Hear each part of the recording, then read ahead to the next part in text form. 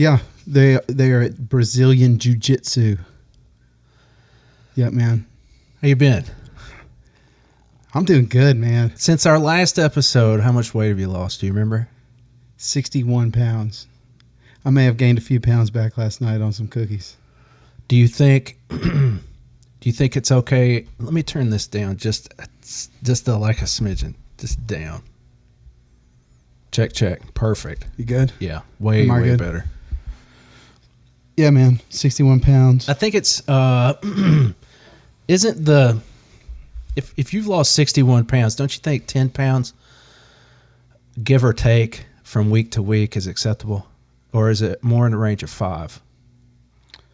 I don't know. 10's acceptable. I don't know. I'll probably fluctuate that much. Do you? Yeah, I think so. From what? Like steaks or like sugars? Well, I haven't been counting calories necessarily. What I've done, the only thing I've done is breakfast and lunch. I'm doing smoothies pretty much predominantly. Really? Yes. Lunch? Yes. Lunch is tough. And I'm going, when I do jiu-jitsu, most of the time I go in there on a completely empty stomach, and I'm going to the lifting gym 30, 45 minutes before, stretching, doing, half weight workouts, maybe do like 1 or 2 exercises heavy and man, when I go in, I feel sharp. I feel, agile. And that has been the thing that has helped me stay literally in there. Yeah. Because at first, man, I was getting so beat up, like my shoulders would kill me, my knees would kill me, and I was trying to find any way just to stay healthy to get in there. And some of that, man, I think is just being in there and getting beat up and getting used to getting beat up. Yeah. Yeah. Do you think you're going to maintain? Yes. Dude, smoothies for morning and lunch. Yeah, on the jiu-jitsu, if you're asking if I'm maintaining on the jiu-jitsu. Oh, no. Like absolutely. Weight loss, yeah. Well, I haven't done it. The only reason I started losing weight is because it seemed to me that it was going to be easier to train in jiu-jitsu without the extra weight. Now, in the actual weight room, I've suffered as far as my lifting. But I even see some of that coming back. And I want to know what both of those are like at the same time. That's like what happens when, I've trained this for over a year and a half. What happens when I'm 7, 8 years in, and then I go back to what me and you know, which is I want to pick up big piles of things, and now I'm going to train to pick up big piles of things, but I also have these skills like that. That is my in the distant goal, big picture. That that's probably what jiu-jitsu. They say it's nearly impossible without the proper dopage. What? To stay lean and gain muscle. Yeah. I get it. That's kind of the human design, isn't it? Like the makeup, the way we work. I don't know. Well, the end of that, man, you were asking. So I do the 2 smoothies, and then I'll eat literally whatever I want for dinner, and I'll keep it reasonable. I'm not eating McDonald's every day, but I don't kill myself over it. What about alcohol? No, none at all. You're not much of a drinker anyway, right? I like it. I love beer. And I've gotten into Did you know that song? Yeah. Tom T. Hall? I've gotten into some whiskey lately too, but not that much. Like today. I know that when I get done, we've got some people coming over. That's why today was strange, but I got it worked out. But we got some people coming over. I know I'm going to have a couple of mixed drinks, some whiskeys, probably have some beers to finish it off, and then I won't have anything till maybe next weekend. And I started doing that. Till I wake up. Bro. And I stumble in the bathroom, and about the time I bust my shin right there on Mama's little table, I hit me a shot. Yeah. I used to make up any excuse at all, and it's not, I know this is going to sound really alcoholic-y. But we're at that age where we've done some stuff. We've accomplished some things. We're not resting on our laurels exactly, but we've kind of earned some breaks. And I've been doing that a lot lately, ever since I hit like 40. But then I realized, damn, dude, I'm almost 50 and I'm still doing this. This is not good. Doing what? I've put in a whole lot of like work, writing the book. We're doing podcasts. I'm working 2 full-time jobs. I'm trying to maintain a gym presence. Absolutely maintaining a grandpa presence with my grandkids. I mean, there's a lot going on. So I have a tendency to relax more than probably I should. And what comes with the relaxing is the foods that you eat when you relax. The kicking your feet up and enjoying a movie when that hour and a half. Indulgence. Yeah, indulgence. Exactly. But alcohol's part of that, I guess. Particularly beer.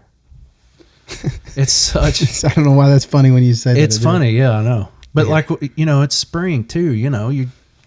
Tis the season. You fire up the grill. You're outside a lot more. God, man, it's not like it. The weather's been amazing. 2 days has been amazing. It's almost June, dude. Yeah. It was in the 60s it's been mild today. Hey, when do you find time to write your book? So I get it where I can. Because you're working on your second book, is what I'm talking about. Yep. I've actually finished it. I'm in the process of editing it right now. It's called Mr. Hannigan. And I don't know.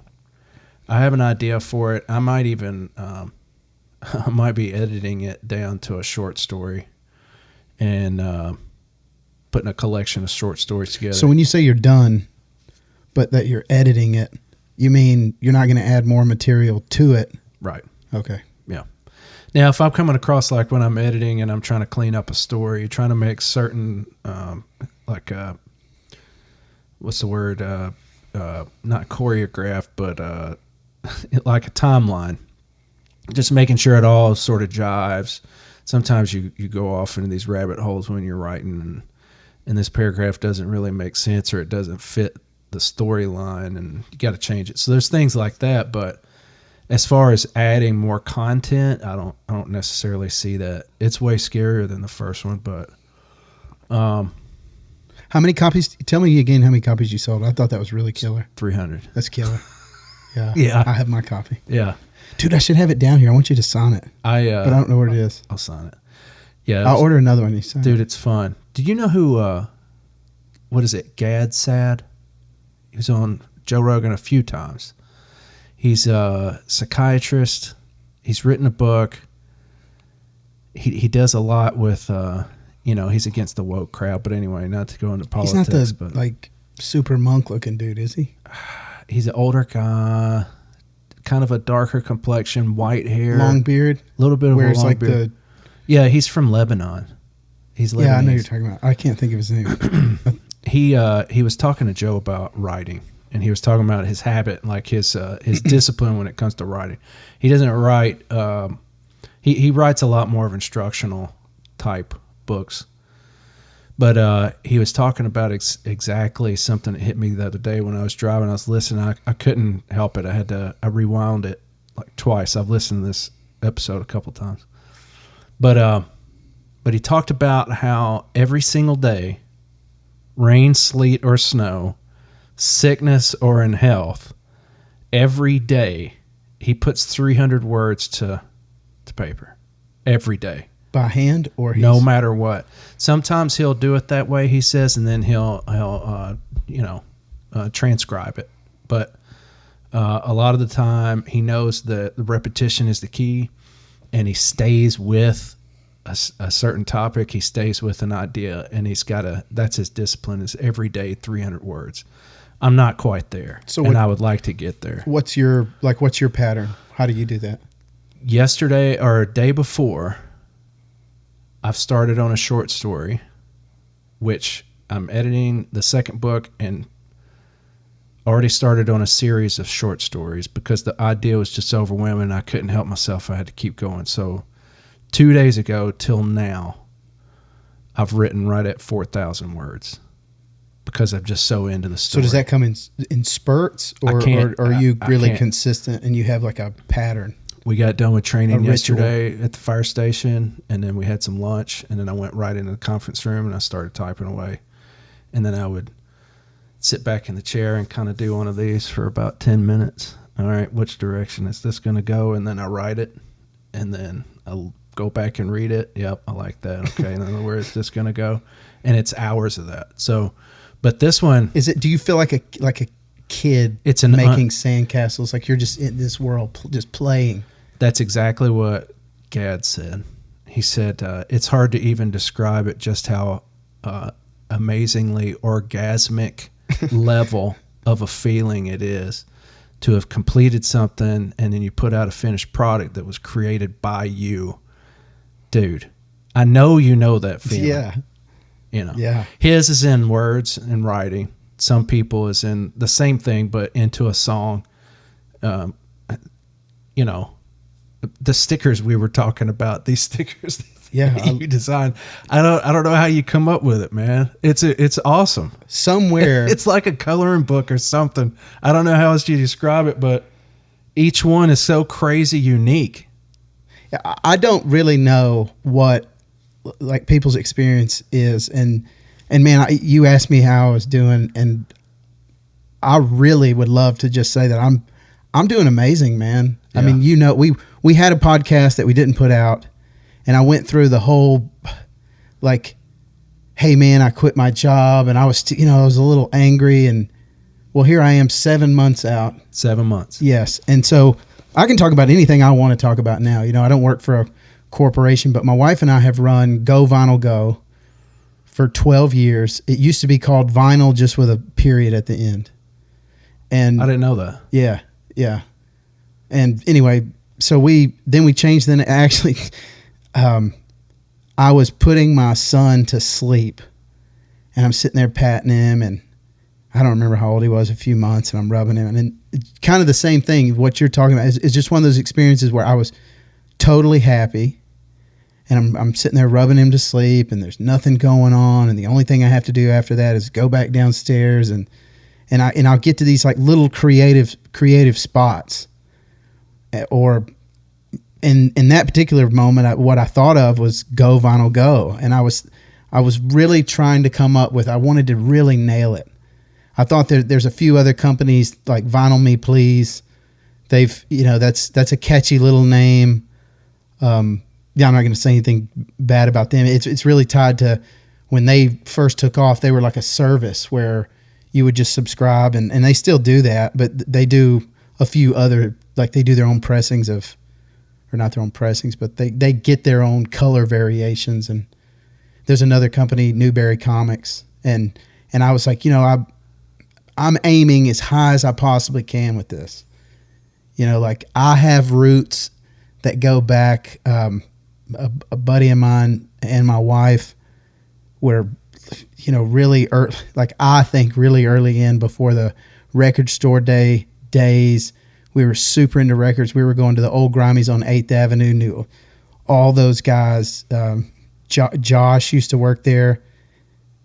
He's actually one of my. There's a guy that used to work at Grimies. What's the one on here in West Nashville. End? West End. There's one. Tower Records, the old Tower Records. No.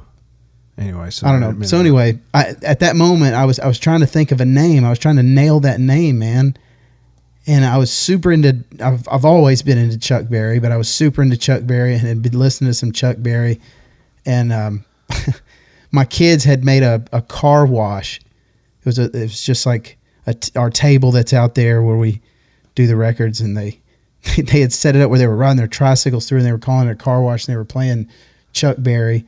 And I had just shown them Back to the Future, and Michael J. Fox does the little Chuck, and then I had been reading them, Dr. Seuss books, and it was like the Go Dog Go, and then I saw the tie-in with Go Johnny Go, and I'm like, Go Vinyl Go, dude, that's it. That's and like, I remember my heart beating fast. Really? Yeah, because it's like, man, you get some killer idea like that, and you're like, man, somebody's gonna think of it. and I don't know why I thought like that, man. Like maybe they would have, or maybe somebody, but I knew it was killer, and I was like, hey man, this name's killer. And as soon as I finished hanging out with my buddy, He's asleep. I leave, and I'm just excited to tell Ashley. And I don't know, man. It's probably the way you feel when you're presenting this book to people. You're like, oh, man, I don't want to get shot down. Like, I think this is a good idea. But sometimes I'll have a hard time. And maybe you can speak to this in your creative work, but it's like when even with the stickers, it may be the coolest thing in the world. You see it right now and you're like, man, this is great. But to me, like when I made this thing or whatever it is at the time, it's like, I don't know. I can't look at that and go, yeah, man, I think it's cool.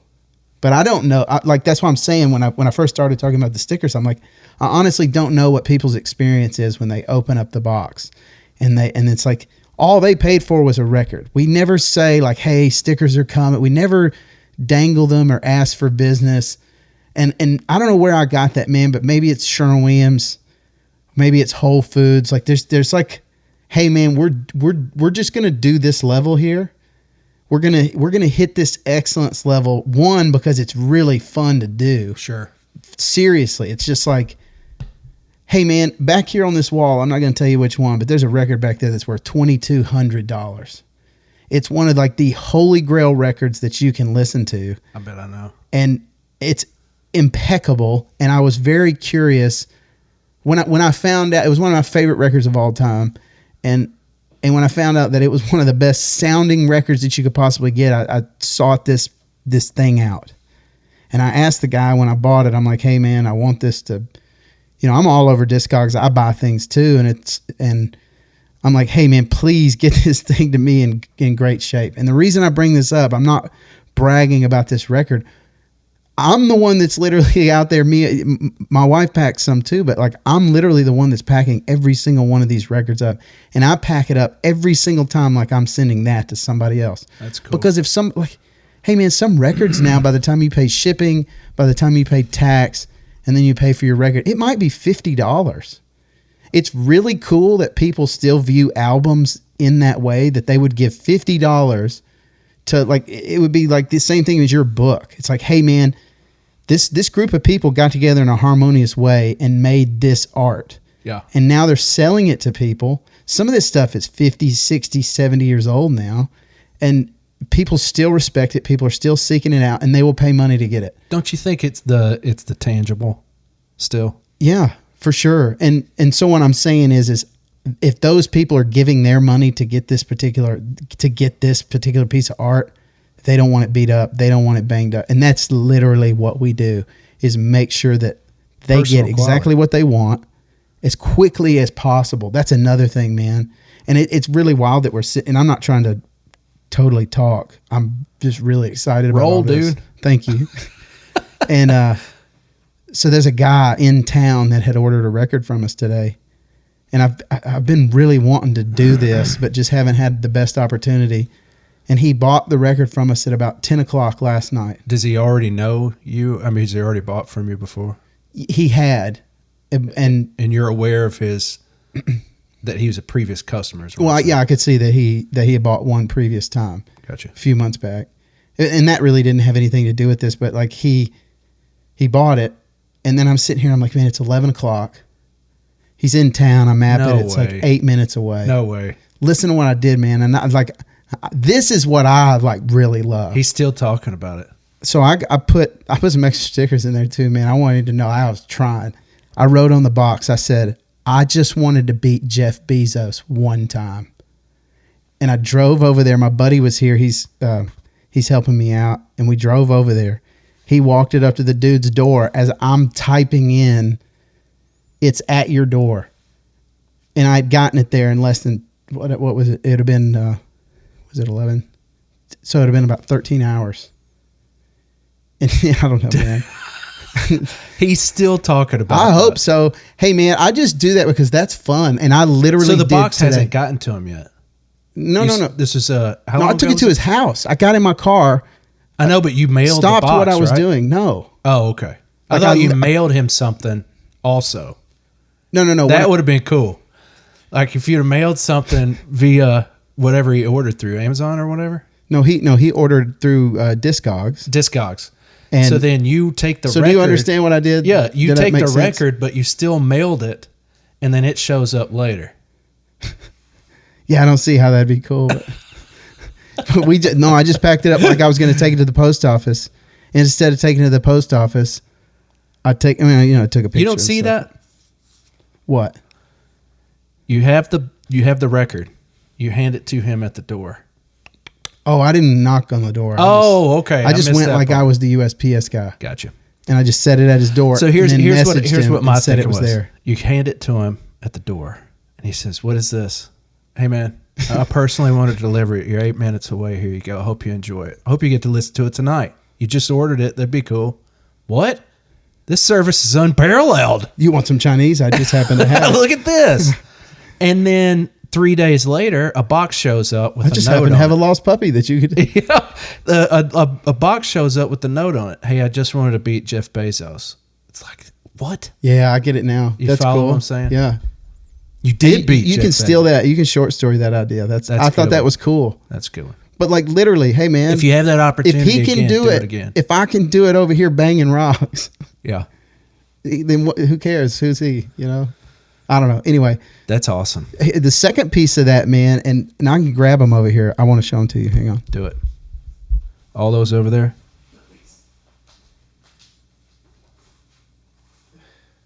Oh wow! So they're, yeah.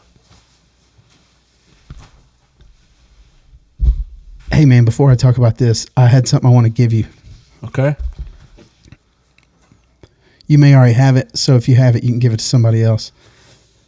Ah, nice. Yeah. Jordan Peterson's 12 Rules for Life. I've heard a lot about this book. I've never read it. It's killer. Take your time. I appreciate it. I'll get it back to you. You know what I like in that book too now is Dave Ramsey's Financial Peace. Yeah. You may disagree. He comments on here? No. Oh, okay. I'm saying the material is as important as knowing how to handle your money. That's. I don't know if you can see that. Probably can't see it. bestrecordmailers.com. Mailer. All right. So here it is. So I talked a little about Go Vinyl Go. We can talk about the stickers too. It ties in, but I guess to finish that up, because we talked about creativity and making those stickers. I can sit out there on Adobe and just play like it's a sandbox. Yeah. And my nephew had messaged me the other day, and he goes, "Hey man, do you ever play Call of Duty anymore?" And I was working on that really cool. Just snotted on myself.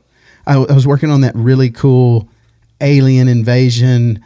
Like nobody's seen this yet, so we can talk about it. It's cool. You've seen it, and it says the best record mailers.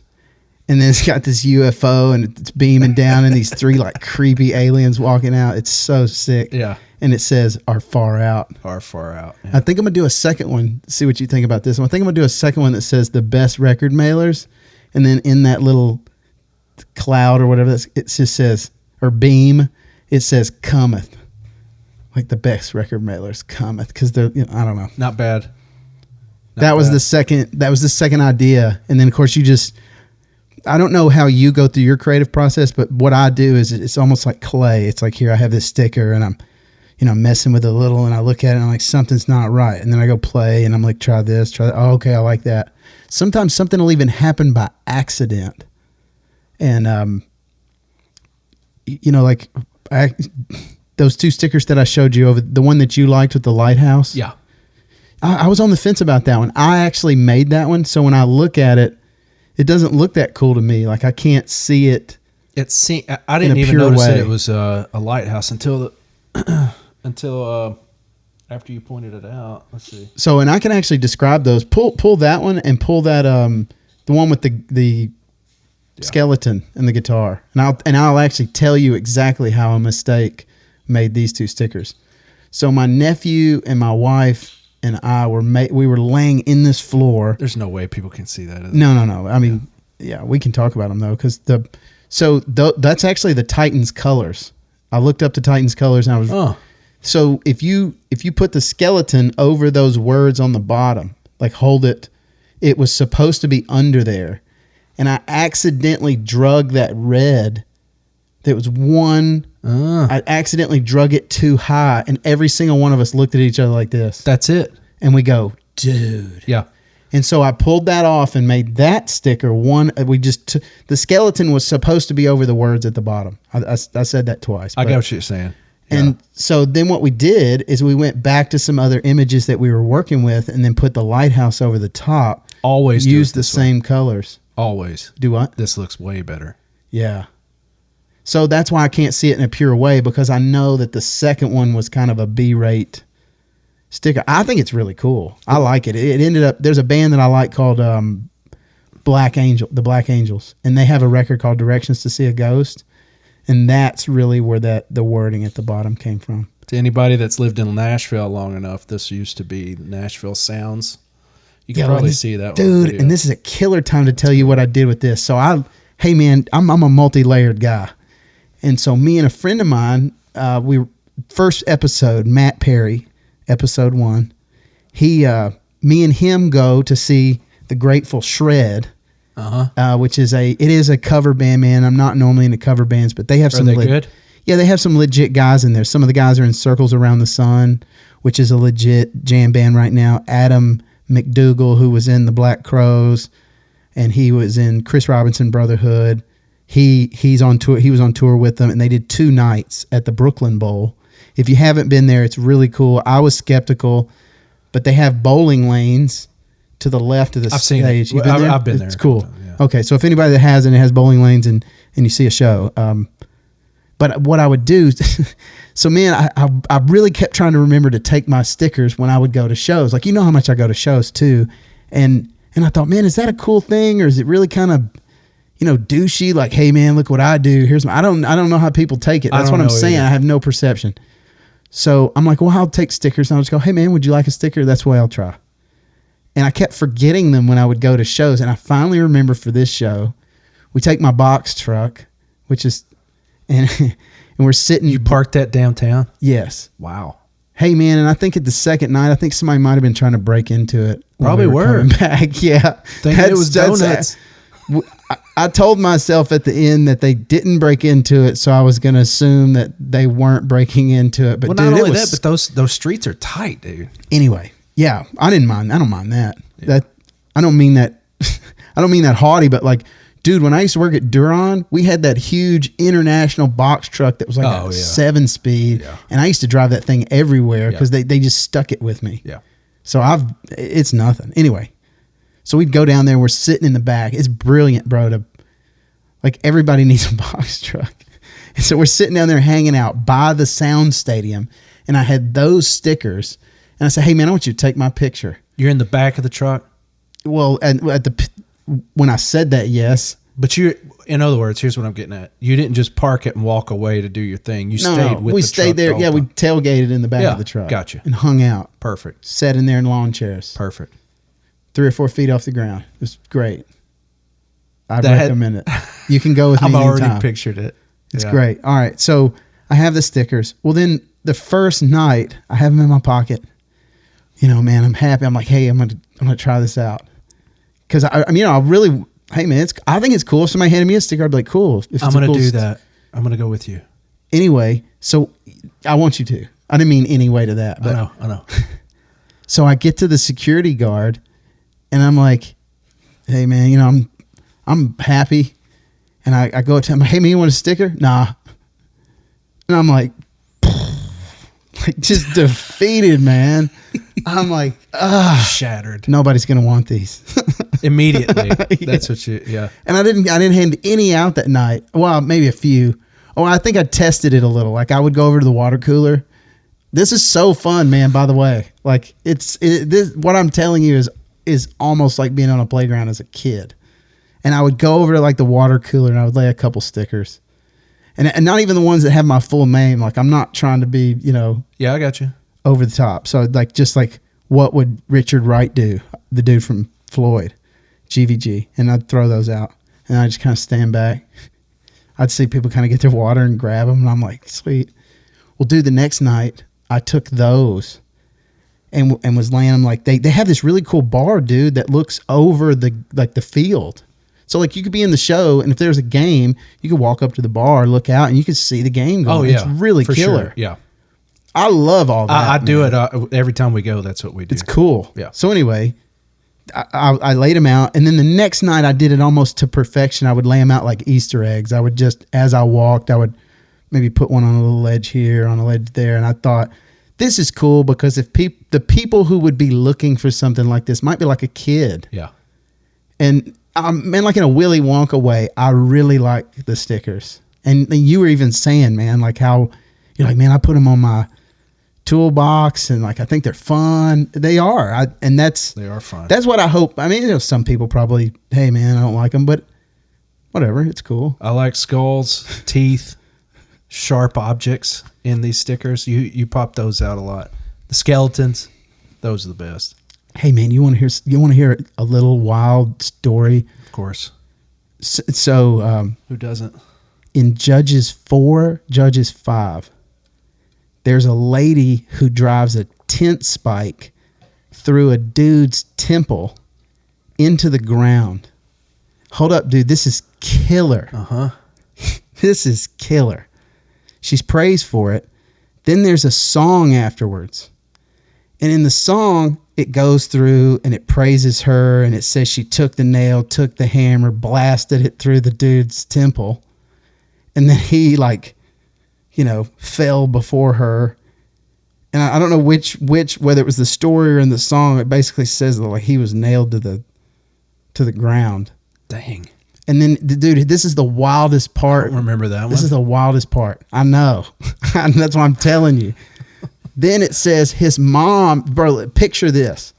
Like, dude, when you get to these little poems, I'm just calling words, trying to get through to like tell me what's happening again. And then I stopped and would look at like one little phrase, and I would go, what is this saying? And then I started to go like, what? And it says that his mom, the dude she killed's mom, was looking through lattice. And she said, why tarriest thou chariots? Why tarriest thou wheels? Because dude's head is stuck to the ground with a spike through his head, dude. Judges 4, Judges 5. What was the point? Man, I don't know, because I'm still shocked by the story. No pun intended. Point. Get it? Isn't that wild? I'm going to read it. Yeah. I don't know. It might scare me. It should scare you. My favorite story, Samson, is in Judges. So, bro, now I want to make a sticker that has a skull to the side with some like wild looking art with this wild looking spike through the head. And all it doesn't even matter if people get it, do they? Why tarriest thou wheels? It doesn't even matter if people get it or not. No, it's so poetic. That's cool. Yeah. Are you I've noticed too a lot of yours are cartoonish, and that's not meant to be derogatory. No, man, I'm really into pop art. Obviously with stickers you're kind of limited in colors. I guess you're not. I mean, you can have those colors pop for sure. All of them do. Yeah. So anyway, man, what I was trying to show you on this is all part of that too. So I'm a big fan of Maynard from Tool. So he has Tool, he has A Perfect Circle, and then he has Pussifer. He actually has three, I shouldn't say decently successful. Two are very, very successful bands, and then Pussifer is successful on their own. And then he has like a winemaking. So I'm like into that. And so like, dude, I actually think now, man, me and you were like lamenting through on this podcast some, and I had this corporate job, and there were things I couldn't say, and there's things I could. But then I looked back not too long ago, and I was watching one of our podcasts, and it's probably in the middle where you just start verbally just vibing, and you're saying your words, and I know you're understanding, one of those moments. And I realized, I'm like, hey man, this may end up being one of the most scholarly things that I've done, because I'm not going to, I don't remember all those moments and discussions and things that we went through, but like it's there. I don't know what that value is, but it's there. It's the same as like you sat down, you put this time in, you wrote this book. I sat down, made this little sticker, and I told Ashley as I was making. Ashley's my wife. Ashley also is part of Go Vinyl Go, very much a part, 50-50, totally. She kills it. So anyway, I I took that alien sticker that I was just talking about, and I said, I don't know monetarily what the value is of the time that I just put in to make this, but it's something. Right. And you're never going to know. You know, like I'm never going to know. I actually designed that. Dude, that's TGI Fridays. You see it? I see it now. Yeah.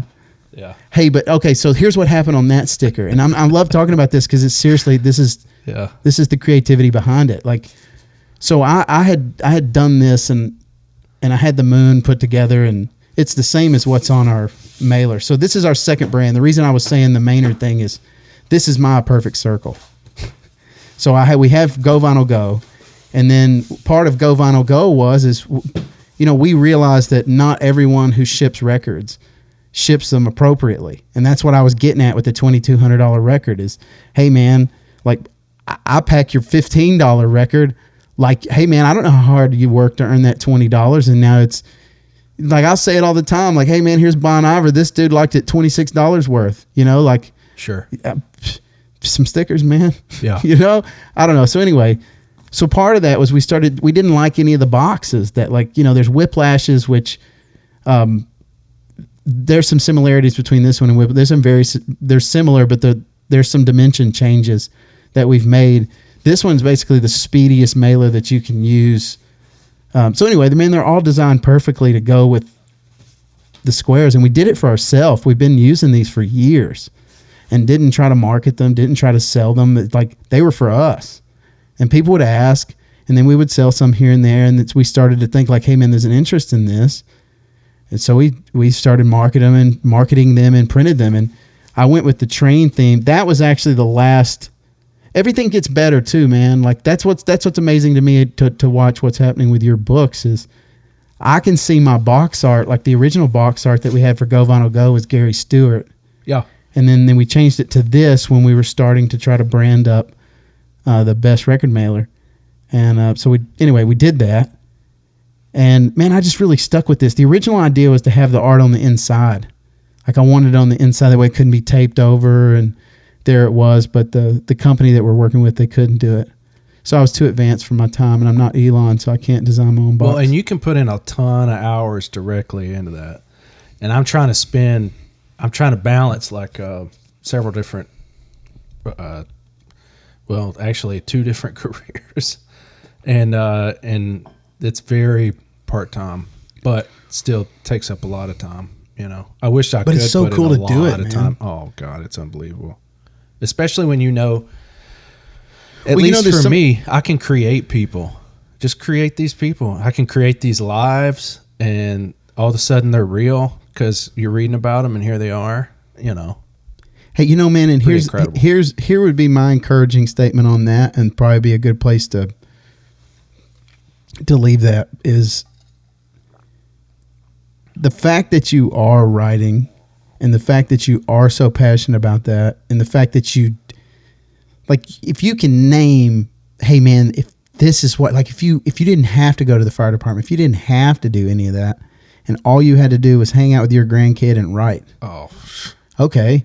Yeah, that seems amazing. It'd be a game changer, life changer. What I'm saying in the most humble possible way that I can is that 2 years ago, I read that book. I met 2 of my friends at a coffee shop like 2 days ago and gave them that book and told them to, like, just straight up. I said, hey man, 2 years ago, I set out to prove that I was a part of a cult that believed in a book that was the Iliad and the Odyssey. And I set out to prove that that was the case. And I said, but it's not. Right. You know, and here's a book that kind of helped me start down a path to set up like this scholarly, daily, intentful, you know, planned study. Like I knew I wanted to learn more, whether it's Adobe or whether it's literally reading novels or whatever. You know, I just knew. And part of that, I think, was coming out of me and your podcast, that like I would do the podcast, I would watch it back, and I would go, I don't really like how I framed that idea up right there. I wish that I could paint with my words a little better.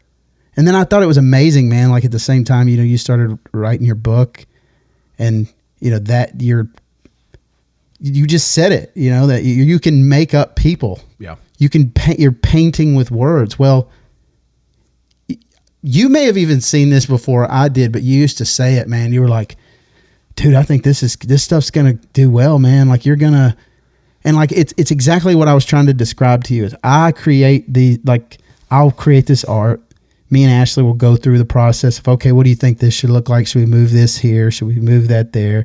And of course, there's mistakes. The same as probably in your book, little things you wish you could change, like the way Best Record Mailer goes across the top of this one, you actually tape over it when you tape it. And I don't like that. I would actually move it to a different spot if we did it again. But I mean, you pay for all this stuff to be set up. So anyway, man, nobody teaches you how to do that the same as like nobody teaches you how to cultivate this little guy. It's just fun. It's fun to do it. And so we launched that. And the reason I brought that up is we have our website live on that. We had we do local delivery in the Nashville area. Is this a top and a bottom?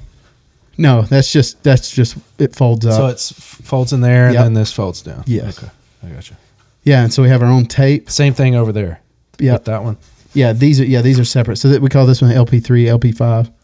Gotcha. And then that's our tape, man. Isn't that killer? That is cool. I just made that up.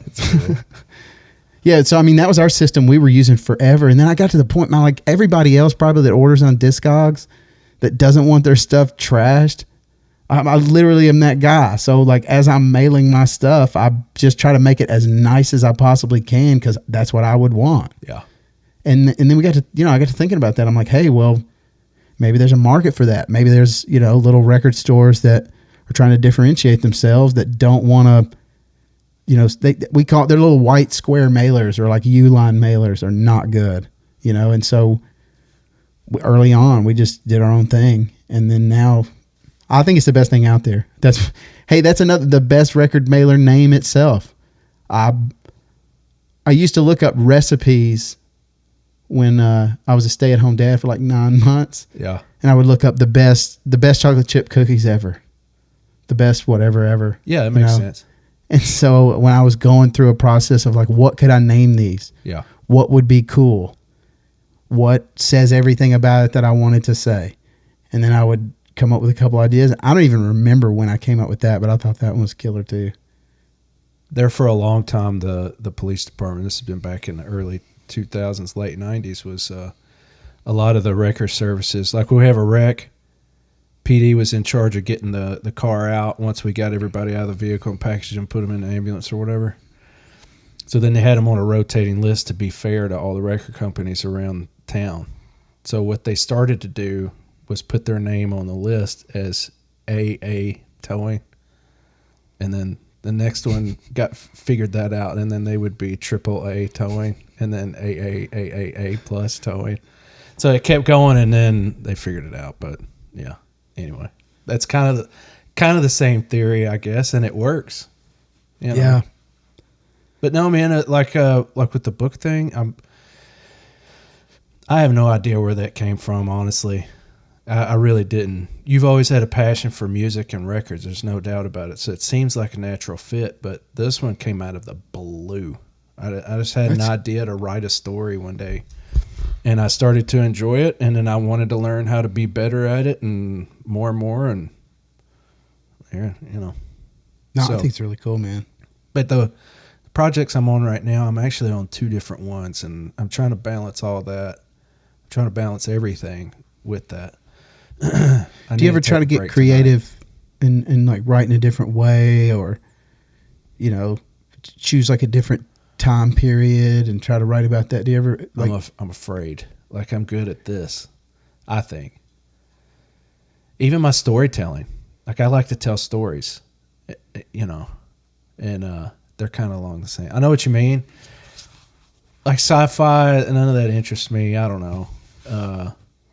Any sort of period settings, I don't really. No. I mean, it's kind of like.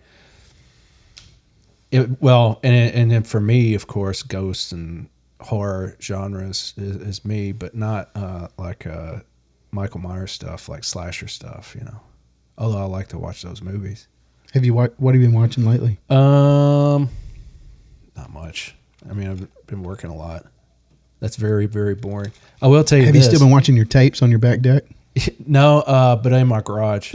Yeah. Did it get cold on you? So It's raining, man. it I'm going did. to take my VCR inside. Yeah. So it got to be winter, and I just moved it into the garage, and it's just kind of stayed there. But here's something interesting. So I did an Instagram post where I had Friday the 13th, part 3. Just completely abstract title, right? I don't even know if you've seen that. And I don't know if there's probably a lot of people that don't remember anything or any detail about that movie at all. It's completely abstract, right? So I did my post and I did my thing. I walked through and then I showed the VCR playing. You know, it was playing Friday the 13th, part 3. And the very next day, I get up to do something and I check, you know, and the Instagram already has a few hits, and that's cool. And then I go to YouTube, and what do you know what the first suggestion that it made for a movie clip to watch? Friday the 13th, part 3. Dude, they're talking, aren't they? Yeah. That all it's all one thing, isn't it? It has to be. Either that or the phone is listening.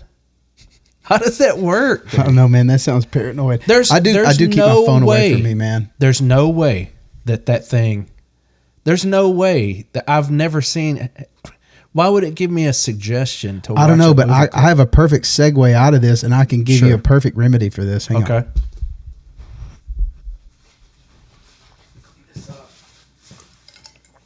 Somebody. Whoa. Glad that didn't break.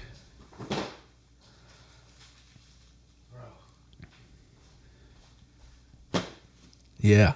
Yeah. Let's do it.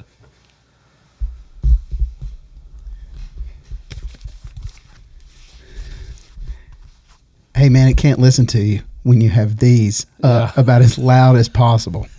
We have said every single... Hey, man, so let's just clear all this up. We don't really know what to name this podcast. We called it Rocket Man's Wheelhouse because I thought it was hilarious. Right. Wylie is a part of this podcast, and we're back. And I think it's great. I think this has been great already so far. And I really do believe what I was saying earlier about this is our scholarly. I have read more books than I've ever read in my life, dude. And you were talking about, I don't know where this writing came from.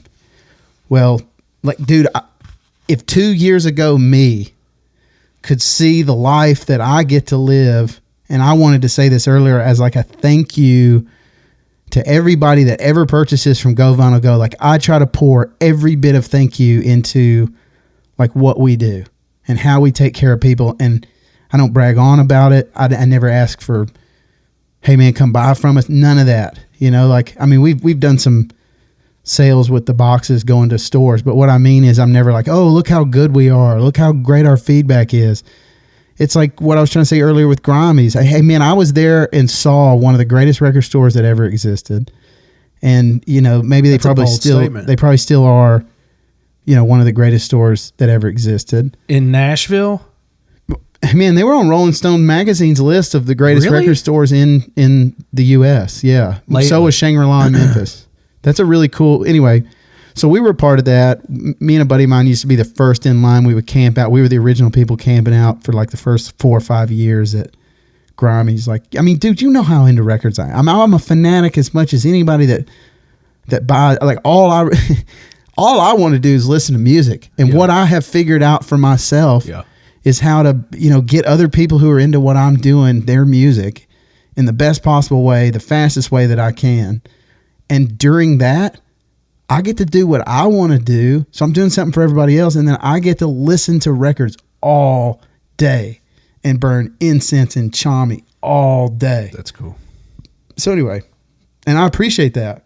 So we've said every single time that we've gotten off here, man, we should talk about music more, dude. We should talk about music. So I don't know where to start or what to jump off on. So I thought I would just show you some stuff that I bought recently. I'm in, man.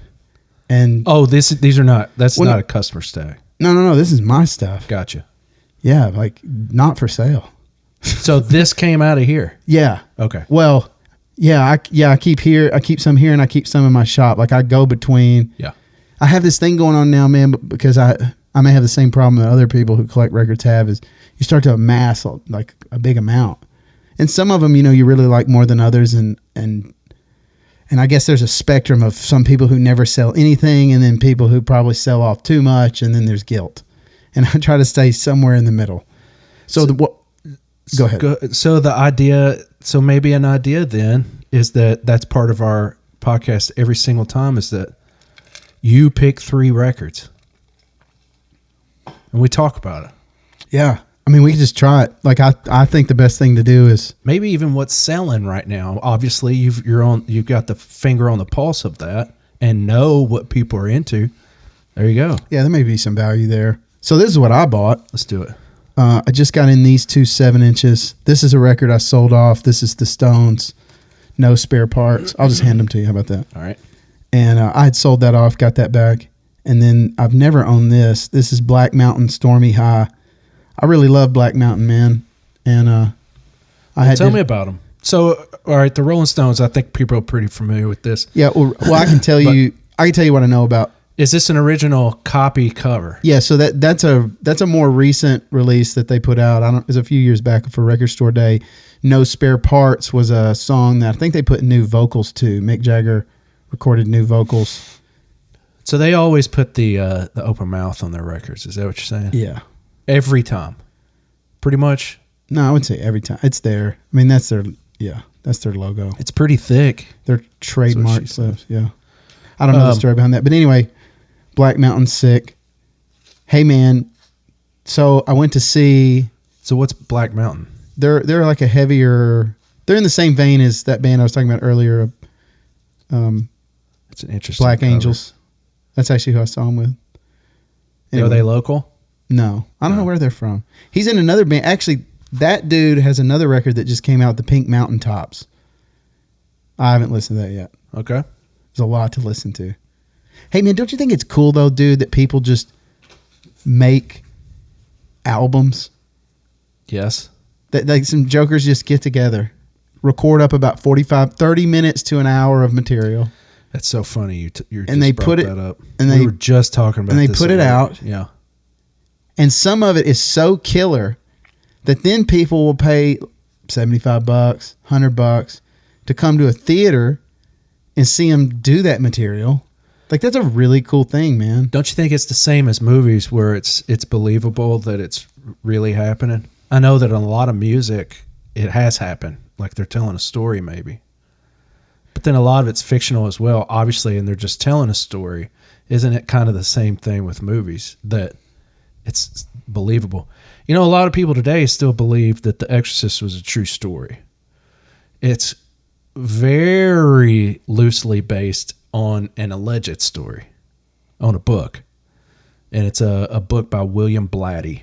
And top of the A list when it comes to horror films.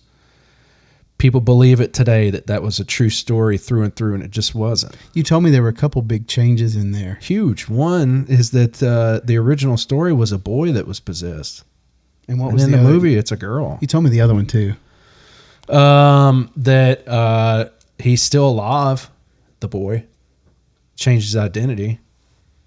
There was some sort of research project that was done, and the church keeps up with him, and supposedly that's a true thing. He's grown up and he's fine. He actually worked for NASA for a while. So, whatever. But yeah.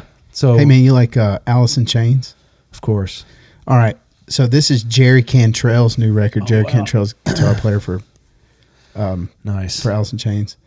So I took my black belt buddy Keith to see Jerry Cantrell at the Ryman.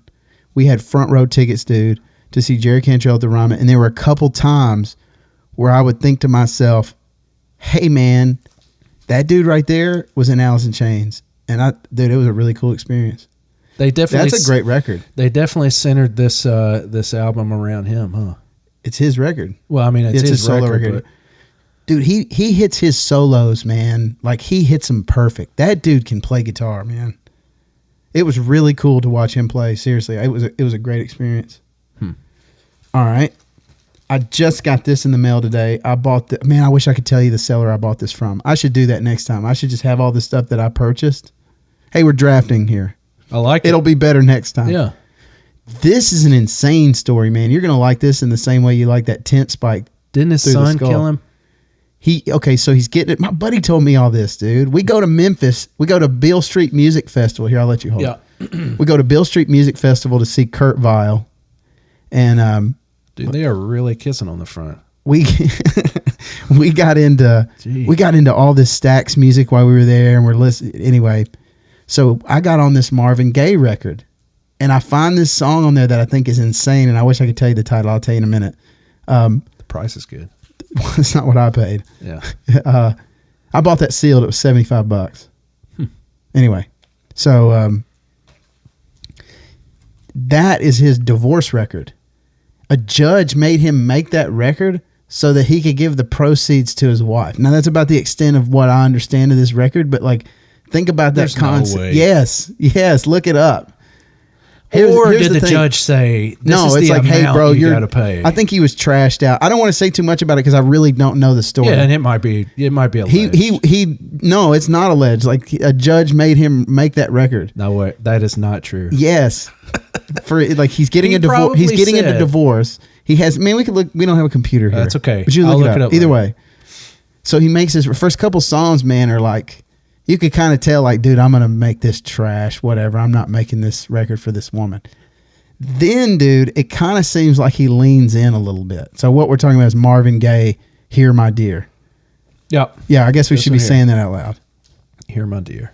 Very simple, artsy cover.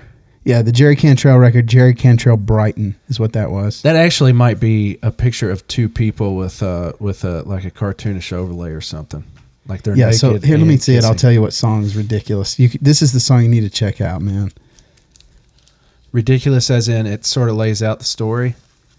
No, it's ridiculous as in it sounds completely ridiculous. Oh. As in killer, full blown. Is that enough? Is that enough? Marvin Gaye. Hey, another thing that I can't show you, but what I've been doing as I find really cool songs like that. So one of the benefits to what I get to do, which is listen to music all day, is I'll find little nuggets. And you've said it before. I'm literally a student of music, and I realize that now. I will play a record all the way through, and it might be dog trash. Yeah. And I'll listen to the whole thing as long as I possibly can. It's very rare that I'll turn it off. I did turn off a record the other day. But it's very rare. Are you compelled to though sometimes and catch yourself? It's very, very rare. Like once a year. Yeah. I'm telling you, I can go through. Well, how bad does it have to be? How bad was it? Can you say what it was? Dude, I don't even remember what it was. I blocked it out. Like, I think I compartmentalized it and was like, never again. Why was it trash? Was it just... it just wasn't for me. Okay. I'm not going to trash somebody else. Peterson says not to denigrate. Yeah, I get you. I'm just very curious what that is. That you have a hell of a standard. If I think of it, I will tell you. Tell me off the air. Well, if I really don't know what it is right now. But if I happen to think of it, I will tell you what it is. And it wasn't just like, something I'll play. I might just not be in the mood for it anymore. That's not what I mean. I mean, if I go to intently listen to somebody's record, I'll listen to the whole record. Like I do that. That's just maybe I'm OCD. But so I'm looking for like the one little song in this trash record that's good. And sometimes, man, there is like one tune that was killer. So the reason I'm bringing that up, one of the things we do with our orders now that I thought was a real cool advancement for what we do is we make a playlist, and as our customers order from us and we say, hey, this is shipped, it's like, we give them our little blurb about how, if there's anything wrong, we'll, tell us and we'll work with you and take care of it. And while you wait, here's a playlist. So you'll love this. So my recent one, dude, I took my mama for a drive on Mother's Day. Your actual mom. My actual birth mama. Okay. My at-birth mama. Who will listen to this. Love you, mama. And I came up there and took her on a drive for Mother's Day. I don't know, man. I just don't like. That's cool. I didn't want to text her. I was like, hey, man, what could be nice? I'm just gonna go up there and see her. So I go up. Flowers. Well, I drove her around and I played this playlist, you know, and then I came home and I put my little boombox up and we had Mother's Day dinner and I played it in my house for my wife. Got her some flowers, you know. That's cool. So what I do is I have this little playlist and it's called, you know, GVG Loves Your Ears. And then I do volume whatever. And I'm up to volume 10 and it'll be like 45 minutes or like an hour of just these songs I'm finding. Or like I'll do a little themed thing. Or just like, dude, I literally just like sharing music and I feel like I wear everybody out on text. And I'm like, well, where can I get that out? Well, these people are looking for music. They're buying music. I used to really like getting these little various artist CDs. Like they'd have them at, you know, Tower Records or Grammys might have like little promotional CDs that some up and coming bands, like I feel like it's like that. I'm just going, hey, check these little things out that I'm finding. And like this, you know. Did you pick up on that your mom is a music fan as well and appreciates that sort of thing? Or is I think it goes, I can see it in almost every, you know, a lot of my family is, well, all of my family is from Nashville, all the way to my grandparents to great grandparents. Like they all lived in Nashville. And so, yeah, my mom and dad both were huge fans, seen tons of shows. And my grandparents were super into the Grand Ole Opry and would watch Statler Brothers and all those old country Nashville TV shows. They watched them all of them.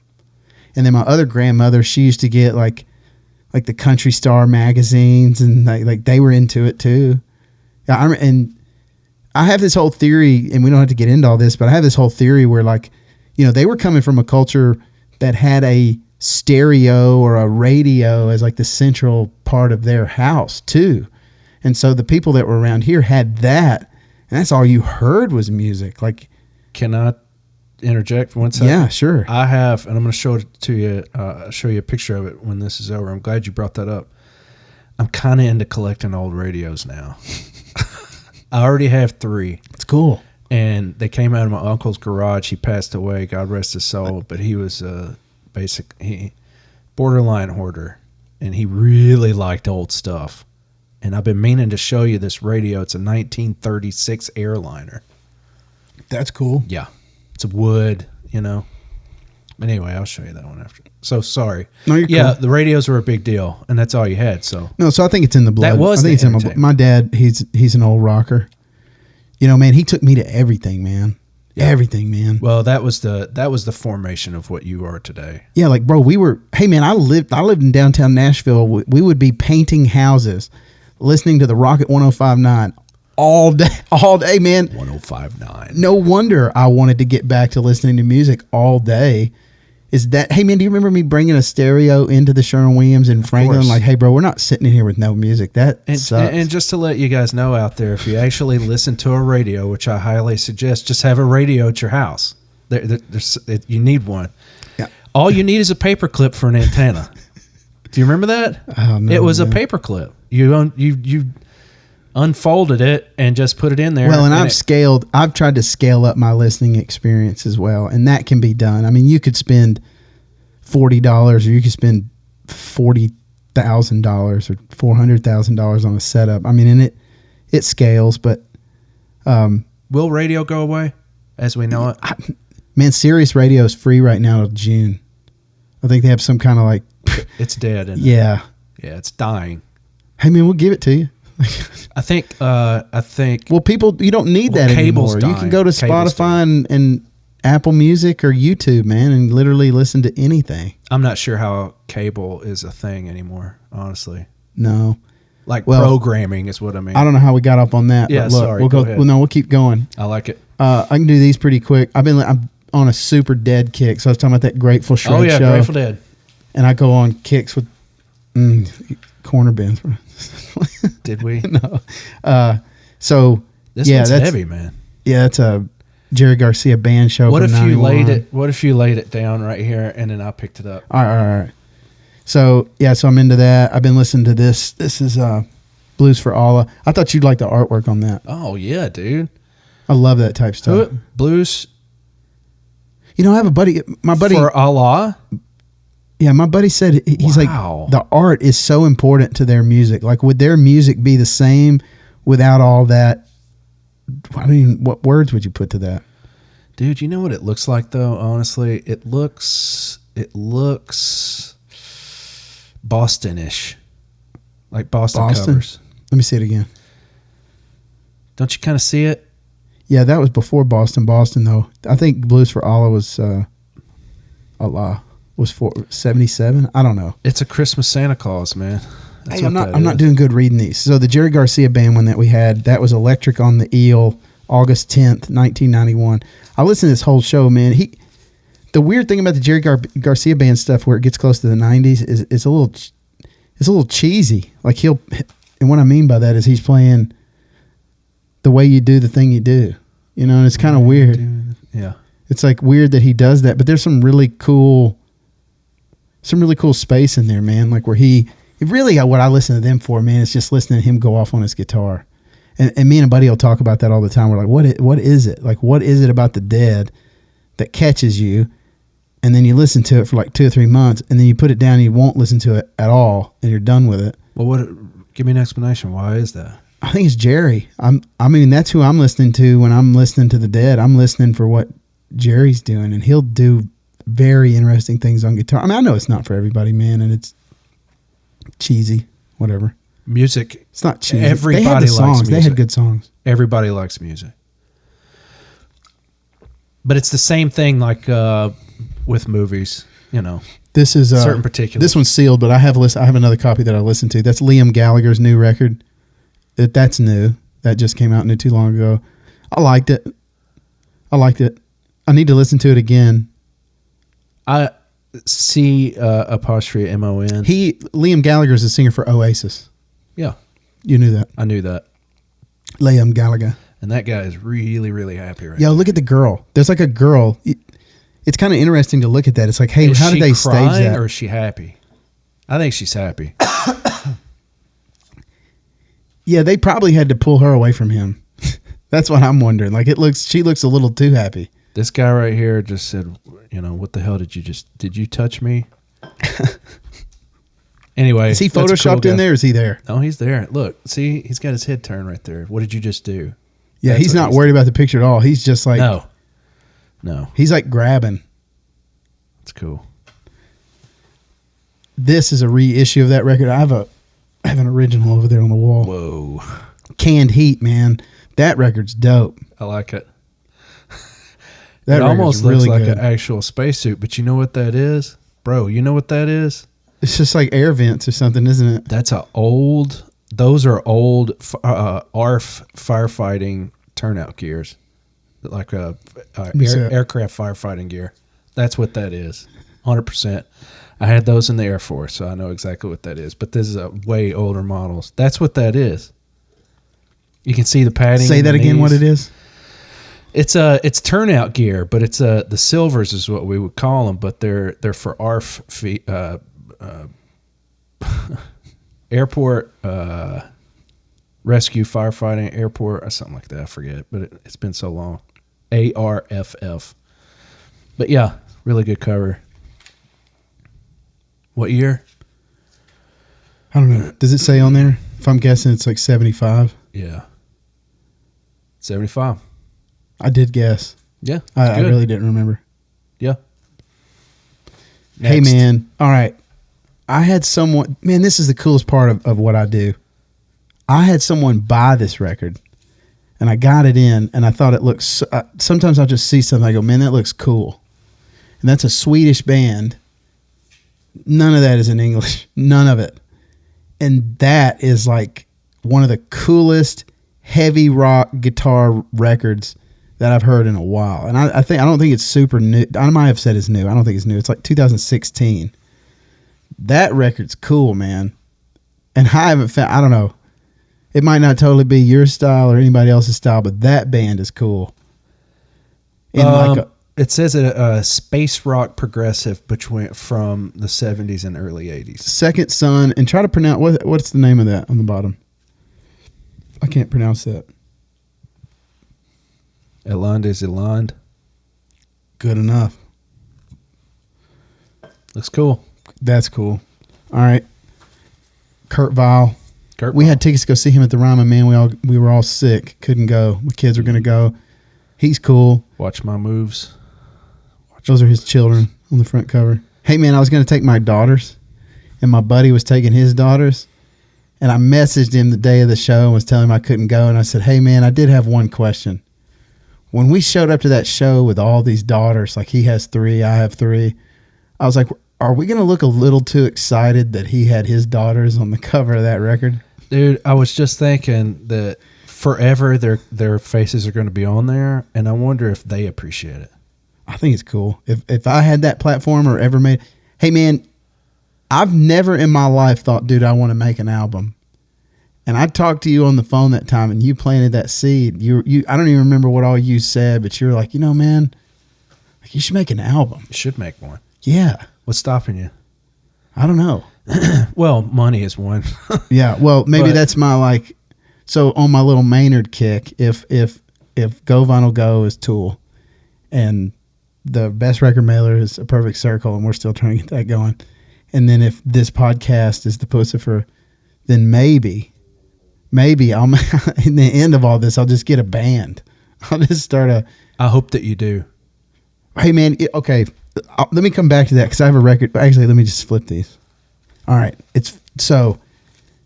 This record, kind of going back to that Marvin Gaye record, there's a box set, a Staple Singers box set that I bought. It's whatever the most recent one that came out. I bet that's good.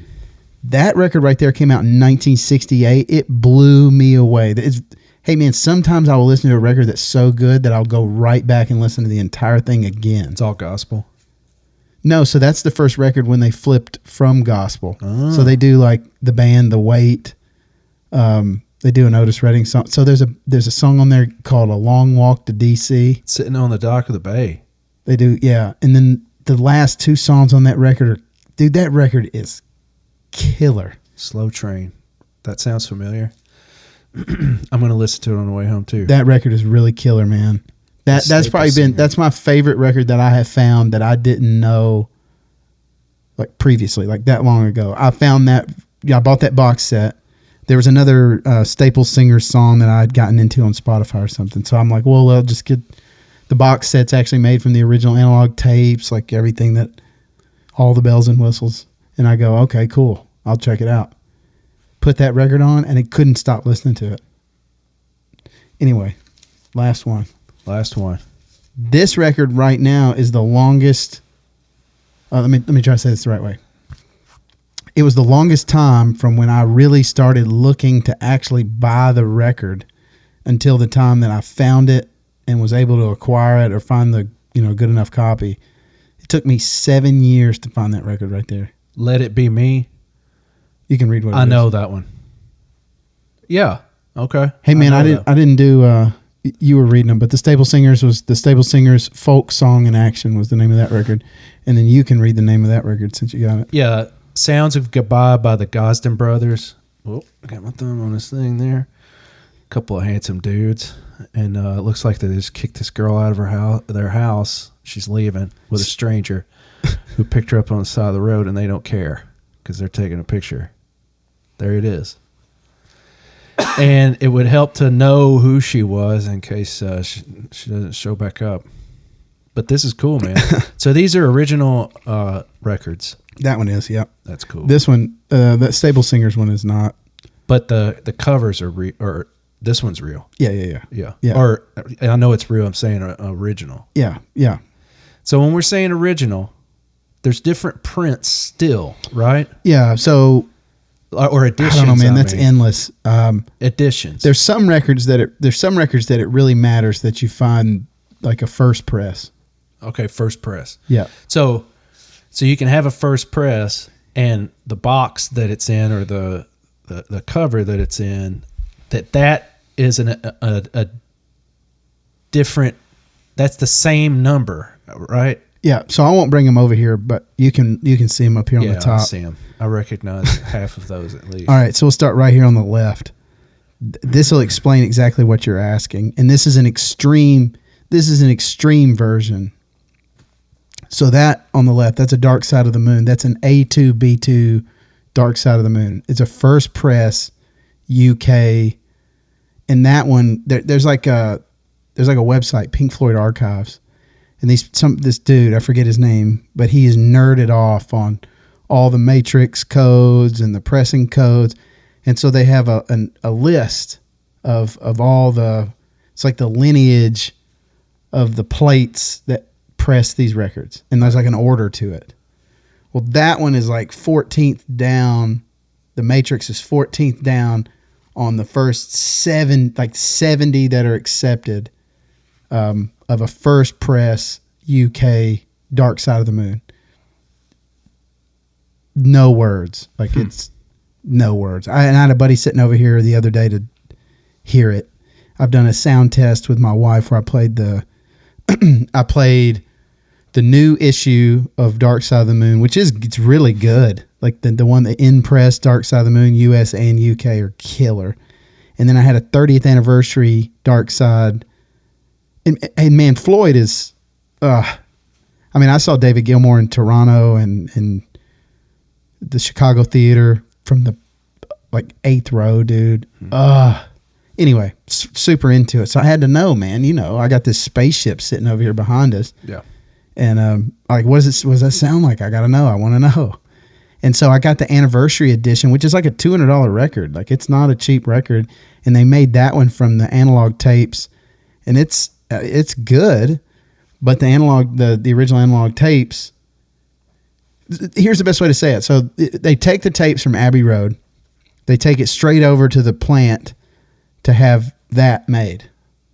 Well, they want some made in the U.S., so what do? They make a copy of that tape, they send the tape. Well, then they need to make them at a couple different factories in the U.S., so they make 5 copies of that tape, right? So on and so forth.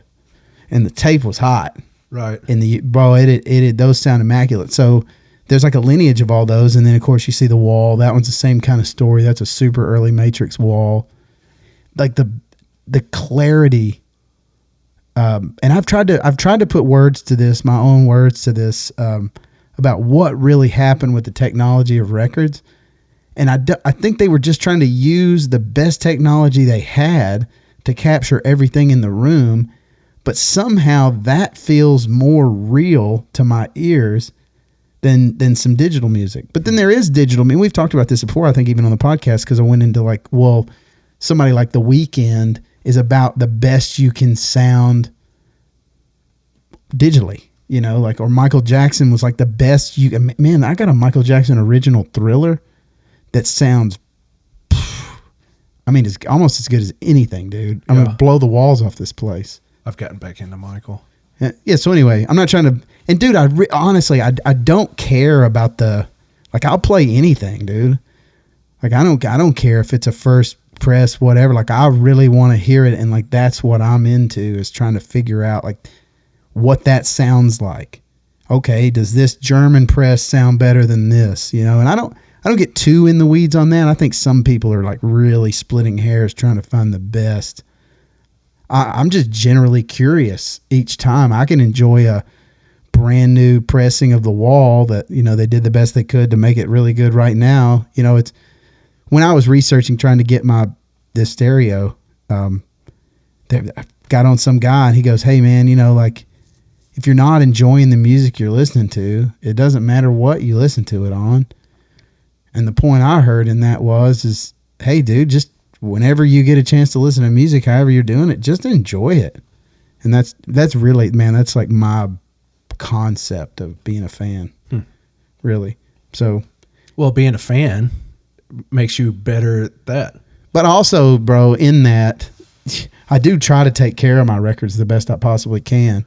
And you know, man, and I don't even mean this as like a service announcement, but in a world where we are so concerned with like the environment, like you think about records that are being manufactured, they're being made in a factory with somebody's hands, and we see how important it is, how important human labor is right now. You can't get people to come into work. So like, why are we continuing to trash these things that people make by, dude, I got that record today, man. I mean, the dude, I guess, did the best he could think to do, but he like had it all like taped together to other cardboard and had it all like taped up. And it's just like, wow, man, like, I don't know. Like there's some of these things that are, you can see how they would continually be less and less of some of these artifacts.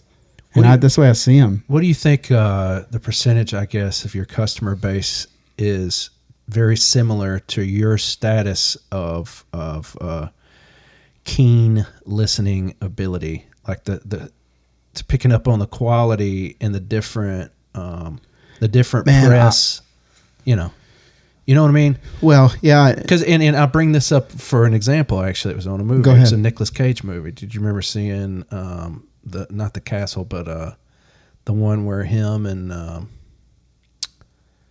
they were locked up in that prison, Alcatraz. Damn it. Anyway, he was a big record fan. He buys records, and he's an FBI agent. Not Con Air, is it? It's I can't believe I Gone just in drew 60 a blank seconds. on this movie. But anyway, it's one of my favorites. Sean Connery.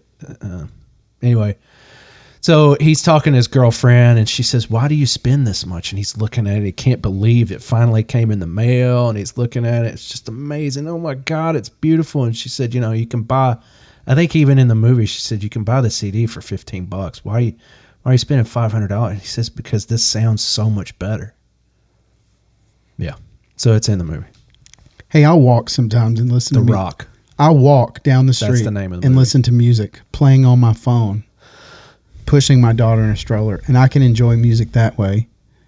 And then I can spend a gob of money, like $500 on a record, and put it on, my turntable behind me, which Isn't cheap. no, and I don't like with any of that stuff, man. It's seriously like I don't care that that the stereo system was expensive. It's like it was expensive because I told that dude that I wanted 1973 in my living room, Right. And I wasn't hooking it up to a DVD player, and I wasn't hooking it up to anything else. I have considered getting a tape player, like a cassette tape player. Ugh. I just want to. I'm curious. Do you think that that's the trashiest form of music relation? I'm not going to trash cassettes, man. I think it's cool. It I had served some its cassettes. purpose. Yeah, of course we all did.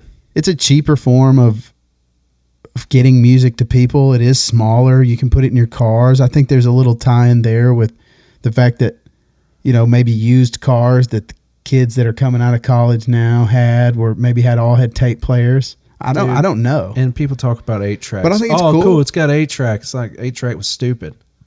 I hated 8-track. Yeah, But I don't know. We sell tapes. We sell some tapes. I'm not going to knock it. I think it's a cool little Makes sense. novelty. Well, just like VHS, it is the cassette of movies, and I'm into that. I think that's making a resurgence. But you're talking about how many customers that I think I don't know, man. But I think that people that are into records and are actively buying records, they're either curious and they probably maybe don't even understand it yet. Like, how long did I have to listen to records before I did realize, hey man, this is better? Like you may feel like, man, when I'm sitting down and listening to a record, like I just really enjoy that. And I've had people say that before where they're like, hey, this sounds different listening to it here than when I'm listening to it in my car. Like there's something that feels different. And I think that could even be record to record too. Like if a record just sucks, it's not going to sound better on a $1 billion system. It doesn't matter if the record's not good. And man, there are records that I'll listen to. It doesn't matter which system because I have a setup in my shop too. But like whatever system I'm listening to it on, I mean, yeah, I'll have a little bit different experience, but I still just want to listen to it. And so I think you can overly split hairs, and I'm not on that end. I'm on the curious end of, hey, let's throw a little bit at I like that record a lot. I would be curious to, and this is the cool thing about records too, is they do hold their value, right? Like if you take care of records, a lot of the times it becomes, because they're manufactured products, it becomes harder to obtain that record. So, like I buy this Gosden record. I don't remember what I paid for it. It was maybe say $150. So you'd think like, oh man, why in that movie, why would you pay $500? Well, okay, I'll listen to it, blah, blah. Maybe in 6 months it'll be worth $750. Maybe. Yeah, I get that too. And I don't know, man. Well, I think people are just into nostalgic stuff anyway, and I think nostalgic staying. So do you think that around. sticks? Do you think that sticks? 100%. You know how I know? It's kind of a rejection of the digital Facebook in your phone nothingness. Corporate sucks. So it's like the minute you hear a tune or see a movie or I don't know. Go ahead, dude. You ordered that damn scooter last year. I know. We've talked about that before. A brand name, big brand name. And you've like lamented on about dryers and washers. Yeah. I mean, it's these substantial real names that are supposed to mean something in business. And it's all garbage now. Yeah. I think that when you have a product that just works and it's reliable and dependable, you can put that and you can wear a record down for sure. But you still have the music and it's still it'll scratch and it'll make things pop in sounds over time, but it's tried and true, man. Right? Yeah. I don't know. For instance, like on Amazon, I'm just going to use them as an example. They had the class action lawsuit, and I think it's still going on. It started last year about movies that it's like the rental, like where you don't really own it. You can go and buy or rent. Hey, tell me this, and I'm gonna fill water up, and I think I can make it back while you're telling me. Okay, is that cool? Yeah. All right, go. Fill water up. Yeah, and you tell me about Amazon. And your drink. Is that what you're talking about? Yeah, this. I thought you meant the toilet. Like a humidifier? Like the toilet? Hang on, man. I got to go pour some water in the top of the toilet. It won't flush. It's getting a little dry in here. You've literally heard somebody yell that in your life. I know yeah, for sure. Yeah, okay. Yeah. So Jeff Bezos class action lawsuit. Okay, so class action lawsuit, for those who don't know, you can, and anybody and everybody that's been on Amazon Prime, you can select a movie, let's say, and you really want to watch this. Well, you have a selection. You have a free trial. You have free with trailers. You have all these different selections. And then in particular, you've got buy or rent. And then it's got the price for rent, price for buy. If you buy that movie, you don't actually own it. So what you don't have is if you lose your subscription or you stop paying for your subscription, you don't own that movie anymore. The only time that you quote unquote own that movie is if you have a subscription to Amazon. I think that there's something to that. So how do you remedy that? My point being is this, and I'm not getting off on that. My point being is this. That's the streaming world. There's obviously a ton of wonderful you get movies on demand. For me in particular, that's a big one. I can watch them from my phone. It's the same thing for everybody. But man, there's still something about it, at least for our generation, it seems. There's still something about it. And I talk to Jeff about this a lot. I make fun of him over it because he makes fun over me about it. There's still the collection process. Hunting down this movie. Finding it at a yard sale. Yeah, it's fun. Something like that. Yeah, you're onto something there. So I'm assuming that's the look, the hunt. Like the having cover. Something to... The cover, is it worn? Is it new looking? Is it still in the wrapper? Oh my God, this one's been around forever. It's still in the wrapper. How'd you find it? I'm imagining that's probably the same sort of thing. Yeah, it's a game. I mean, right? It is a game. It's a hobby. But then here's this. And maybe my words don't even describe what... I know what you mean. No, that's it. You're on it too. But here's the other part. You got to get up and put a thing in a thing to earn your entertainment value. I don't know, man. Hey, bro. There's something about that. Listen to this, and you're going to dig the freak out of this. And this is a really good example of what you're saying. Do you mind if I... Absolutely. All right. And this ties up a few things we've talked about. So I used to, like everybody else who probably dogs on their own education, sometimes would dog on Davidson County schools. Well, it turns out that there were a lot of arts programs that I was a part of that I can look back and point to specifically and say, that lady was teaching me this thing that I now use when I'm doing my artistic process. And I learned that in school. And people like, I literally had a dude say today, he's like, man, like in school and they're not really, and he's going off about that. And I said, hey man, I don't know that they were really doing all that in the late 80s and early 90s. And yeah, I can see these little holes in my education here or there, but I don't know, man. Like I feel like there were a few things that I was taught on how to go through, creatively to to get to maybe this end point, and that's invaluable in all walks of my life, man. You know, like, yeah, you know, part of this whole, and we're not trying to get into any of this, but part of this whole like process of studying and just getting better, it's really been, man, is I saw that I could be creative, and then I could design these little businesses or these little business ideas. And I'm luckily married to a person who's like solid, foundationally solid. And me and her went to the same business school, and we're speaking the same language. And turns out that her grandfather was a big business head, man, accountant, dabbled in a lot of different, he didn't dabble in a lot of different stuff. That's not the right words. Nerd alert. Huh? Nerd alert. What? He was an accountant. Well, he was smart. He's the guy that I've told you before did my taxes until he was like 95. Yeah. Super sharp guy. Yeah. Killer at golf. Just a really great guy. And it turns out that she was paying attention to him. Okay. And so she's a really killer business person, bro. Like a very business minded, marketing minded. What's the best word? I don't want to say morally conscious, but like we're both into the customer we're both into the customer service aspect of what we're doing. And we can point back to like specific college classes like, hey man, you remember we read that book where it talks about a complaint as a gift, right? Like if somebody is telling you, hey Wylie, I don't like that you did this, it's like, okay, maybe I should think about that. If that dude feels strong enough to say this thing, well then, maybe there's a couple other people that feel that way. So hey man, aren't we all just trying to treat each other fairly, right? Like, who'd have thought that? Well, and there's still obviously you're dealing with a kinship.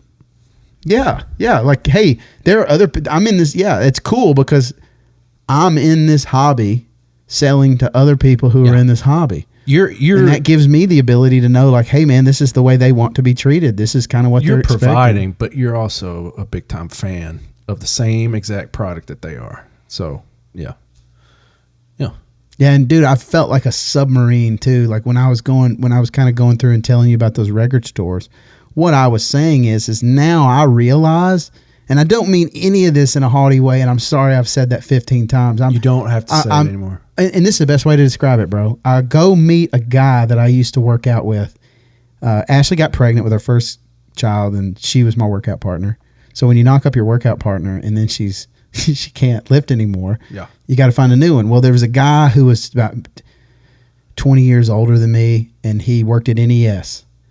And he was like the little town mayor at the gym. You know how there's always that guy, and new people would come in, and he'd be the guy that would like go over and say, "Hey, what's up, man?" Like, and so he was that to us. And I would talk to him, and soon as she gets pregnant and has the baby, he's like, "Hey man, you want to work out? We'll work out together. I'll work out with you." So I'm like in there I'm trying to kill it. I'm trying to get as big as possible. And he probably saw that and was like, "Man, it'd be cool to work out with that dude." Me and him worked out together for, man, a while, maybe over a year. And you know how that is. You're meeting a guy every morning. You're seeing him every morning. You're talking. That's cool. Yeah. And we were meeting every morning at 5:00. So I hadn't seen him in years, and kind of, through all this stuff I've been doing, I'm like, hey man, look this dude up. So and this is the life I get to live because of all this, is what I'm getting at. Like I have this free time, and I'm trying to use it like very usefully and very purposefully. And so I go, hey man, you want to meet we plan up, hey man, let's meet over at Hattie B's. And so we meet up at the Hattie B's over off Charlotte or whatever.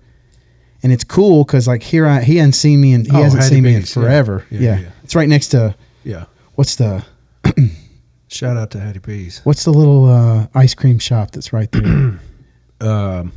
Bobby's Dairy Dip. Yeah. That's killer. Yeah.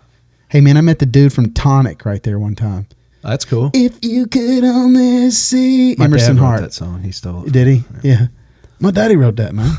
So anyway, I go over there. And he's sitting, and this is explaining exactly what I'm trying to say to you. That's why I'm going on this long tangent of telling you a story. So I'm sitting there, and he starts to tell me that him and his wife have been doing pretty good on some real estate deals, and he goes, "Yeah, man, I'm trying to be humble too, man. I'm trying to be humble." Like, and I go, "Hey, you know what, man? Like, you don't have to say that.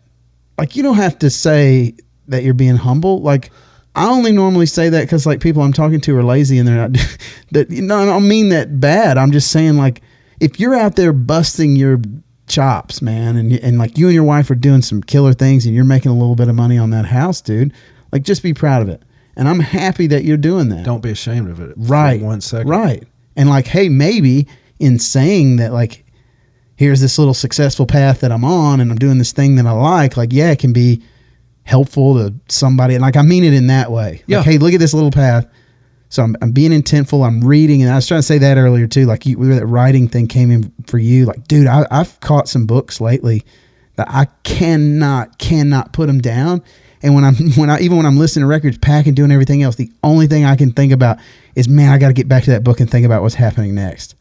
And I've never been like that either. So I don't know what that is, but I'm really happy to have that right now. Huh. So anyway, so with what was I saying? I was talking about the real estate deals. He's doing good, and you're not so wanting to gloat. Yeah, I'm not trying to gloat, but like, I have this time now, and we're trying to pump it back into the business, and we're trying to get that stuff going, and it's good, man. Like, and I feel you even asked me before about the whole, like, quitting my job. Like, I don't even feel like I'm that same person, dude. I really don't. Like, I've lost 61 pounds. You're not the same person. And I don't feel scared to, like, I don't feel scared to talk and to say whatever it is that I need to say. And I see the path that I'm headed towards, man. And yeah, you know, like, I'm trying to do the best that we can possibly do and the most good that we can do in this business. And it's going really well. I feel like awesome. the customers respond to it, man. Like, the feedback, that's what I do it for. How's Bragging Camp going? Yeah. No, man, but the whole point, the whole point is like, you know, it'd be so interesting now probably for us to look back at the stuff we were talking about then. Well, dude, 10 years from now, what's it going to look like? That's exactly it. And I think that's what Peterson points to is, I mean, bro, you were sitting out there, you stopped and we're looking at my front porch. And again, I'm not bragging, but it's like, literally all we've tried to do is just do like 1% better each day. Like, can you just grab a drawer, do something, clean it out, and see what happens? It's true.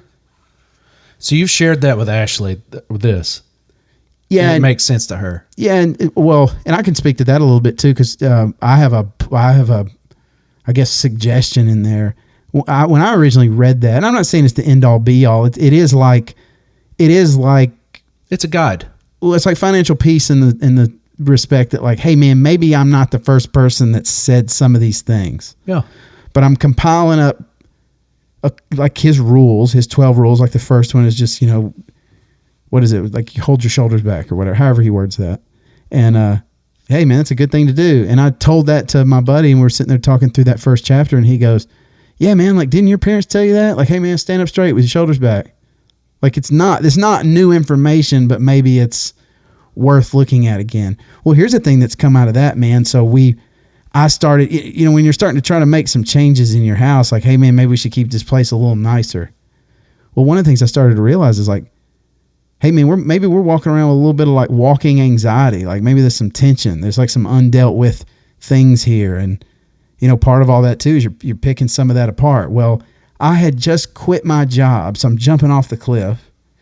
I know I can do it, dude. That's the thing, man. And I guarantee you look back. Well, we didn't even podcast, but maybe a couple times. And there's like 7 months where we didn't do anything. And I've been busting my crack, dude. Yeah. And I don't care. Hey, man, like, one night we were so busy and the kids come over to the door and they're still, they want us to put them to bed. And, like, you know, and we're like, okay. And then I go, hey, you guys want to go to the park? Dude, it's like 11. And I call it homeschool kids come out at night. and then we go to the park, dude. And so we go over there, man, and we're like on the playground. And hey, man, can I tell you the wildest story that you'll think I made up? I want to hear it. Because I reenacted this. I go over there and I did a reenactment of I literally saw 3 generations of humans, like, kind of all fail at the same time on a playground. So Peterson talks about how, you take your kids to a playground and they're there to learn how to play. Like, not all of this is his words, but like he describes this in a way. But like, So you take your kids to a playground, and that's a little arena to kind of get out and learn how to deal with other kids. And one of the things he says is like they'll come up with like a meta game. Like that's the ultimate for kids. It's like everybody be playing tag at the same time, and how many kids can we get together to play this? Just like that's always their goal. And like that's just kind of this observation that he made. Okay, so whether you accept that or not, I don't care. But like that's what he says. So I'm over there, and I think through that, man. I watch my kids, and I notice how I do. And like if my kid falls, I'm not the first one to run over there and grab the kid up. And like you can start to kind of see the different parenting types. Right. Like this, like the overprotective, like whatever. Okay, so here's the scene I see. Like here's a full swing set. It maybe has 8 swings across. My kids are on the far left, 2 swings. I'm pushing my smallest child, and my other 2 are probably like bickering or kicking mulch at each other, and they're playing around this second little swing. Gotcha. Okay. So this little boy comes toddling over, and he hits my daughter, like the smallest one. The swing hits her. He falls over. And the dad comes over. He's like really quickly there. He was maybe even chasing him, like trying to stop it. And then he's there and he picks him up. Okay, so that's happening. I'm still swinging my kid. And, there's a pregnant lady over here to the right. She's maybe playing with like one child. She's 3 or 4 swings down to the right. And, God, dude, okay, I'm just going to describe it, man. I'm not trying to be mean, but this guy he was so fat that he like pulled his pants up and was like, clench it, like his belt was clenched around like part of his stomach, not his waist. Yeah, I got it. Like he was a fat tucker, not like just let it hang over the front. Right. Did you dig what I'm saying? Absolutely. Okay, so like I'm just wondering, did you get a full picture? Is bigger guy. What was he doing? Okay, so he was kind of chasing this other little kid around, like these little fat kids, bro. Like they one of them looked That's a good start. One of them looked a little too big to be in a diaper, right? So sure. So he's chasing him, and one of them takes off at the same time, bro, that this grandfather's going to make this ultimate move that I'm going to tell you about. This other kid behind me has run out into the grass. Okay. He's not even on the playground anymore. I thought you were going to say the parking lot. No, the parking. The parking lot's like way over to this way, way over to the left. So they could run out behind me. I'm still pushing my kid, man. Like I'm seeing all this just go down. Observing. Yeah. Like it's all happens in about a minute. Right. Okay, so the one kid kind of bolts between me, and I've stepped maybe a couple steps back from where you would actually, like I had just pushed Wakely and maybe stepped back a few steps to just look. Fat dad didn't chase him, did he? Fat grandfather is chasing Too Fat to Be in Diaper Baby, and they go right in front of me. Are you kidding me? Now listen, and listen to this. The kid bolts, and the grandfather lunges. His legs kind of lock up.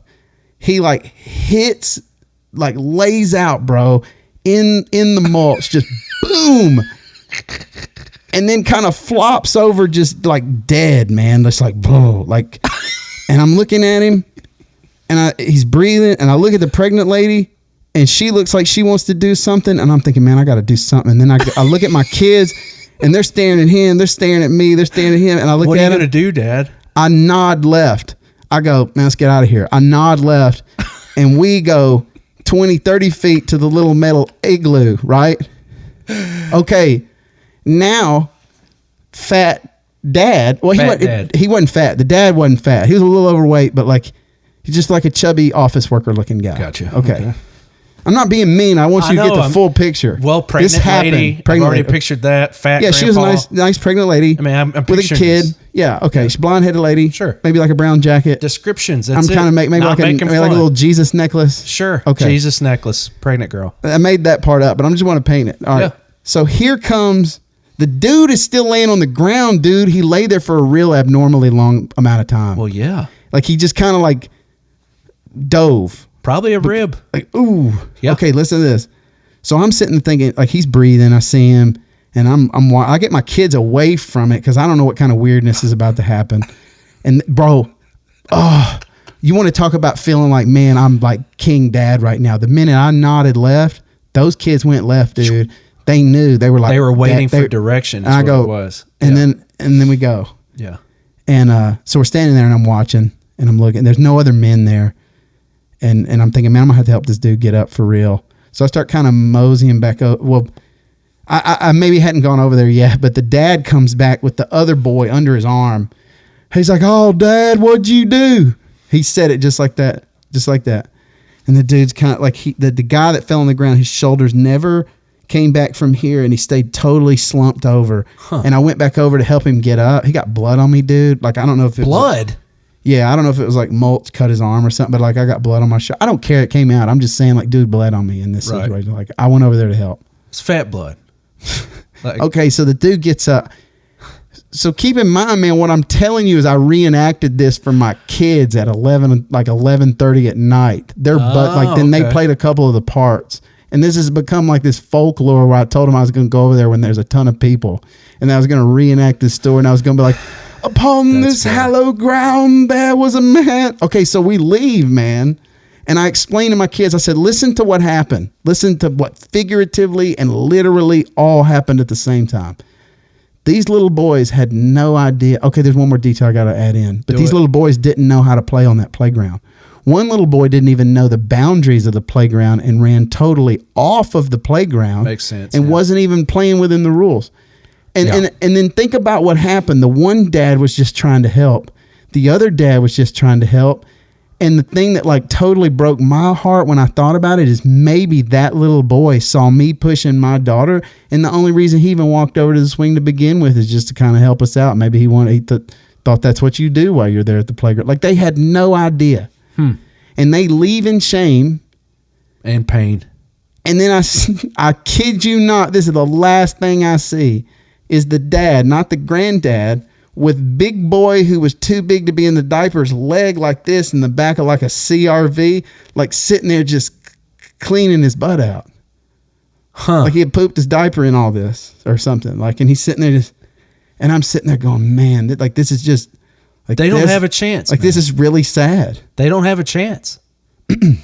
Imagine what that house looks like. I don't know. That was the park. That was the fun place. And look what happened.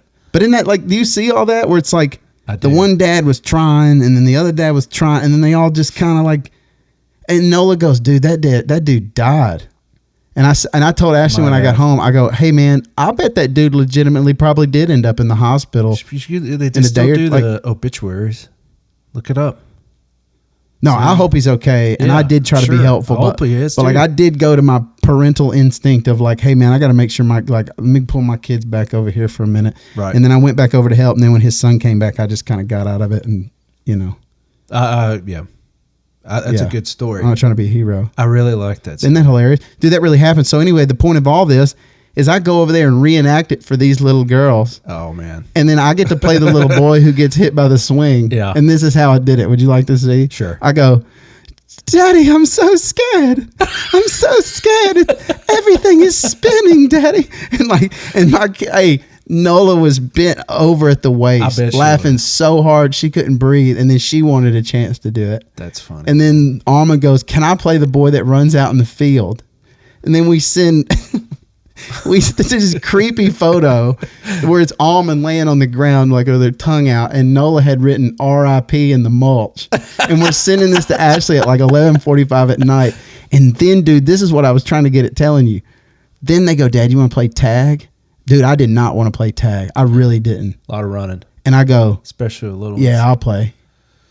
And I go, hang on. And so we played like one time, and it was pretty fun. We were running, and then I noticed how like it's a little surreal out there playing at night, and you kind of like, you do get a little, it freaks you a little. And like, I'm not scared. I mean, I'm out, and I told my kids, I'm like, look, if we're out here at night, you get scared, just tell me, we'll leave. Like, it's not a big deal. There's nothing to be scared of. I'm right here. Well, I was like, wolves.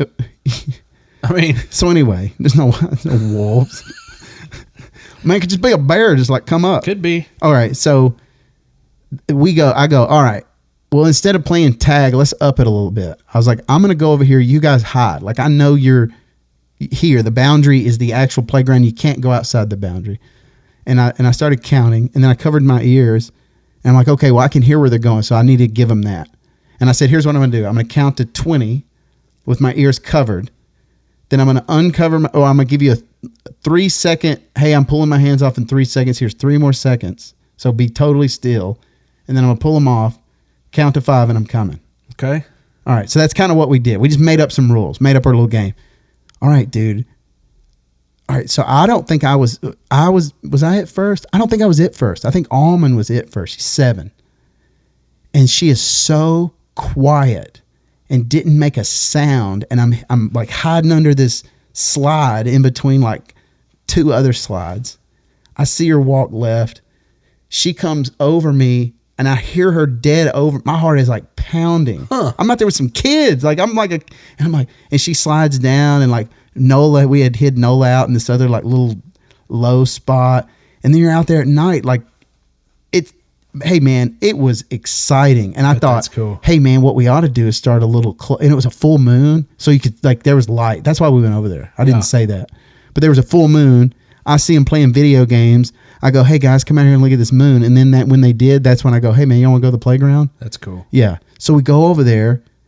And as we're walking back, this is why I'm telling you that stuff like this is important, just to like bend down and say hi to a little kid or like you play with your grandson.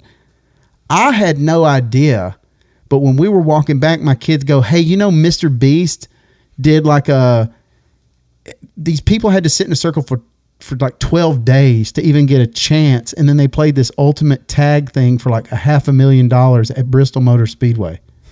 So these people have to hide $500,000. Yeah. So my kids have watched this is the point. And then they actually got to go over there and live it out. And I had no idea there was this other extra level. Interesting. Of like, they were really into this one episode. Because my wife said they watched it like 2 or 3 times. Interesting. And then we got to go over there and they got to actually get that out. And I had no idea. And we played 2 or 3 rounds. And then this truck showed up. And we split. Truck shows up at a park at like midnight, you split. But Speaking of which, I was drenched wet running with those kids. It was so fun, dude. I bet it was. That's a good segue into the ending. Yeah. I got to get going. That's a good one, man. This is anything else we didn't cover? I think we covered music. We covered everything. I'm going to make here's what we're going to do. No half speak. We put it out there. Here's what we're going to do. Let's do, I do too. I think you making recommendations, especially showing an album cover. Obviously, you got a lot to choose from. Tell a little bit about it. Put it up here. What I would like to do is give a movie recommendation as well. Yeah. Just one, though. Dude, you can bring your movie stuff next time? Yeah, I think I will. And the one I want to recommend right now was it's a very little-known movie. It's on Shudder. And if anybody's listened to this at any point, any of these episodes, then you'll know that I'm into horror. But particularly like ghosts and that sort of thing, but anything for Jackson. And it's a little known movie. It's on Shudder. It's pretty scary. Without any kind of spoilers, this elderly couple want to bring back their grandson. The grandson's spirit is in their house, but they want to put him into a bodily form. So they kidnap this girl who's pregnant, and they have this deal that they worked out with the devil, with a particular demon, that his ghost will possess that baby when it's born. And of course it goes awry. Great movie. Didn't see that one coming. Very creative. If you get squeamish about demons, it's not for you, but it's a stupid made up movie. It's not real. So just enjoy it. Cool, man. Well, dude, thank you. This is good to be back, man. This is a good one. This is good. Really good. Peace.